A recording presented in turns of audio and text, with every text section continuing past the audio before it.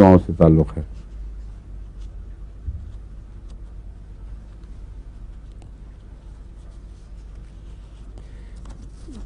ہیمورائڈز بھی ملتے ہیں اس میں، یعنی کیا کہتے ہیں اس کو، بواسیر کے موقع، اور وہ جس میں بھی قبض ہوگی وہ ہیمورائڈز الا ماشاء اللہ ضرور ملیں گے.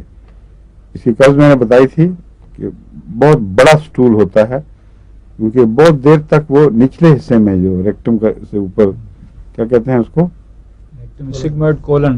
ہاں سگموئڈ کولن میں جمع ہوتا ہے اس کا سٹول.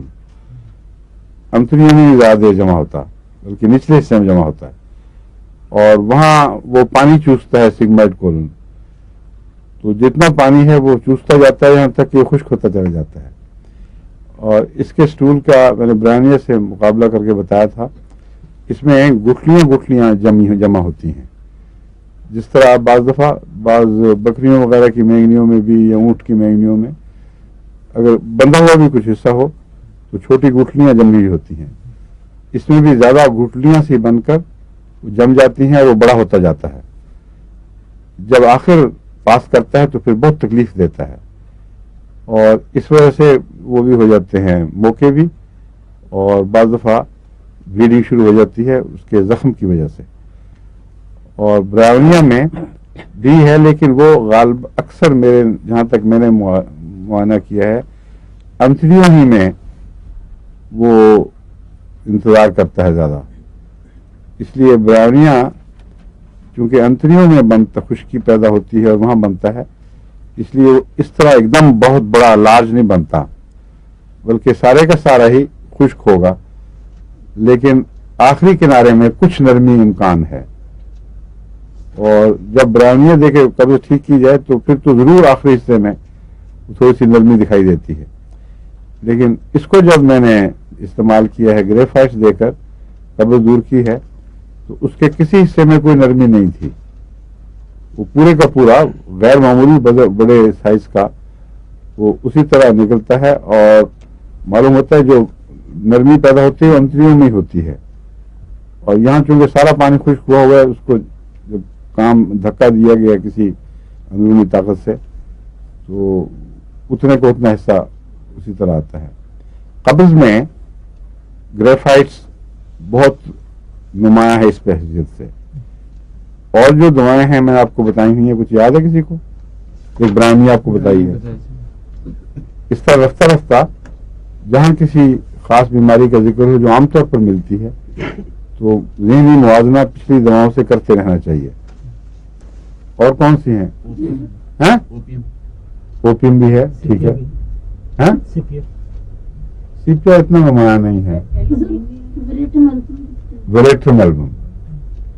وریٹرم البم جتنا اس حال میں نمایاں ہے اتنا ہی قبض میں نمایاں ہے. اور سلیشیا بہت دواؤں میں ہے، سی پی آر میں بھی ہوگا، مگر میں آپ کو اس لیے سی پی آر کے نہیں بتا رہا کہ میرے تجربے میں سی پی ایس سے قبض نہیں دور ہوئی کبھی. یہ نہیں ہو سکتا میں صحیح نہ سمجھا ہوں، لیکن وریٹرم البم، سلیشیا، برائونیا اور اوپیم اور پھر یہ گریفائٹس، ان کی قبض کی پہچان کافی نمایاں ہوتی ہے. جہاں ضد ہو قبض میں وہاں وریٹرم البم بعض دفعہ کام آتا ہے، جہاں جب سب دوائیاں ناکام ہو چکی ہوں. اور وریٹرم البم کے علاوہ سلیشیا بھی کام کرتا ہے اور بہت نمایاں کام کرتا ہے. سلیشیا کے متعلق ڈاکٹر لکھتے ہیں کہ بچہ بیٹھا زور لگاتا رہتا ہے اور کچھ نہیں ہوتا، تو اس کو احساس ہوتا ہے کہ کچھ ہے لیکن کچھ ہوتا نہیں. میں نے دیکھا ہے کہ سلیشیا میں میرا ایک اندازہ ہے، اور اس کی وجہ سے پھر میں اسی مزاج کے مطابق اندازہ لگاتا ہوں مریض کا، کہ سلیشیا اس قبض میں مفید ہے جہاں ساری انتڑیوں میں چھوٹے چھوٹے گٹھلیاں سی بن کے وہ جم جاتی ہیں، چپک جاتی ہیں، یہاں تک کہ جسم اس کو محسوس کرنے لگتا ہے کہ کوئی فورن باڈی ہمارے اندر داخل ہے.